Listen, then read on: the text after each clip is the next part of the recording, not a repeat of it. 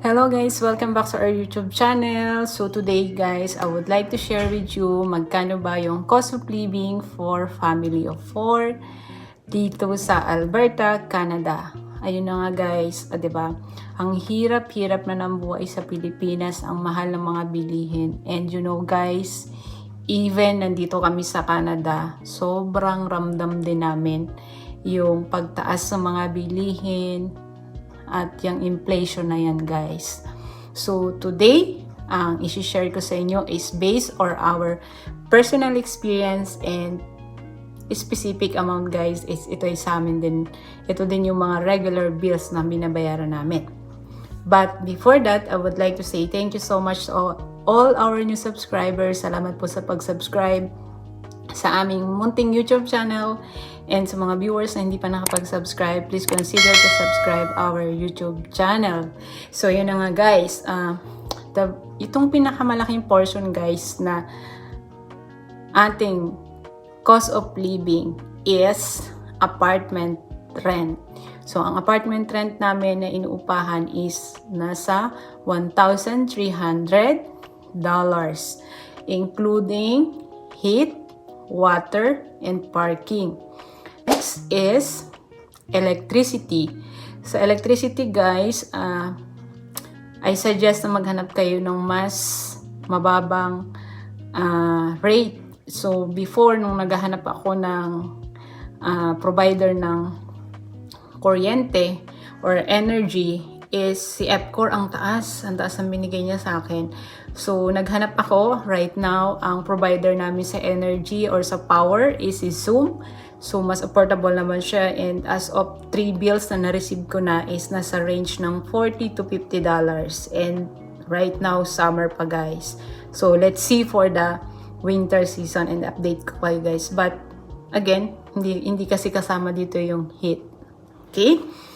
So, the third one is Wi-Fi or home internet.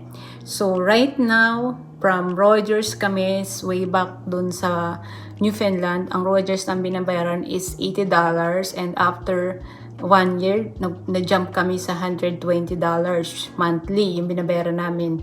And here in Edmonton, ang binabayaran namin is $60 with the TELUS provider.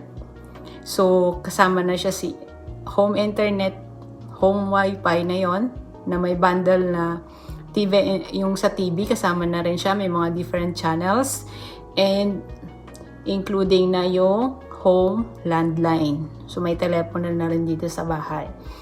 So, yon, $60 yung binabayaran namin. And according to the TELUS, yung package na kinuha namin is ang regular price niya talaga is $120. So, since naka 50% discount kami kasi partner siya ni landlord, is $60 na lang yung binabayaran namin monthly. So, thumbs up naman kami sa connection ni TELUS. Comment kayo guys kung meron kayong other providers na mas mura and affordable yung price. So, na mas mababa sa $60. Okay? The next one is data plan. So sa data plan, ang service provider namin is si Virgin Plus. Nasa range kami, nasa $45 yung isa sa amin. So since me and my husband is pares kami naka data plan ng $45, ang expenses namin for the month is $90 for the data plan. Our insurance guys, before ang provider namin ay si RBC sa car insurance. Right now, nag-transfer kami sa cooperators from $445, na move kami sa $385, and actually 1 year and 2 months pa lang si husband nag-drive. So medyo siguro hopefully bumaba pa siya kasi kailangan pa niya mag-gain ng more experience driving here in Canada. So, ano pa bang nakalimutan ko? Na fix. What else? And the last one, tenant insurance. Before, wala kami binabayaran, zero. But here in Alberta, required tayo ng tenant insurance. So, ang binabayaran namin sa tenant insurance is $30. So, naka-required kasi doon kung how many family members kayo sa loob ng apartment o ng bahay. So, since family of 4 kami, so, ang binabayaran namin is $30 monthly for the tenant insurance. So, required siya dito, especially nandito tayo sa Alberta. What else? Grocery. Ang maximum budget ko for grocery, 600. Especially kapag school days. Kasi may lunch bag, may baon yung ating estudyante. But right now, hindi naman kami lumalampas ng 500, guys. And depende yan sa pagbabudget, diba? So, kailangan natin laging may resibo.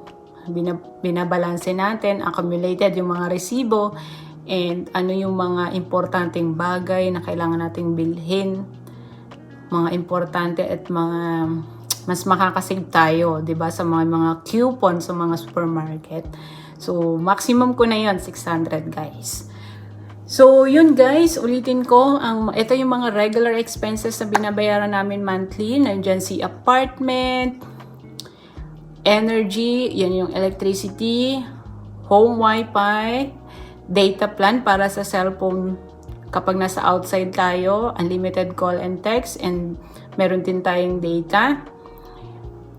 What else? Car insurance, tenant insurance, and of course, the last one is grocery. And depende pa rin sa inyo, guys, kung ano pa yung mga dagdag nyo. So, in terms of savings, hindi ko nasasabihin kung magkano yung amount ng savings namin.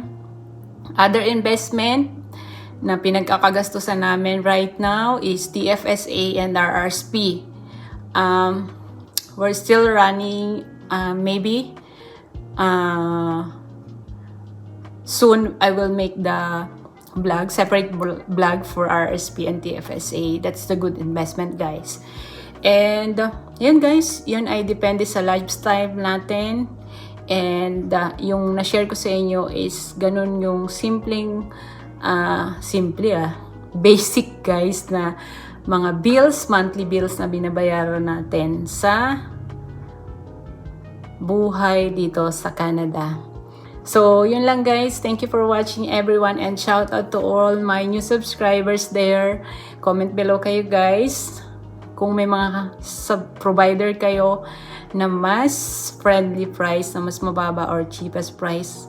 At baka naman tayo, guys, pwede tayong lumipat siya. Siyempre, dun tayo sa mas makakamura and makakasave. So, I hope na nakatulong itong i-share ko sa inyo na some experience namin about dito sa buhay sa Canada.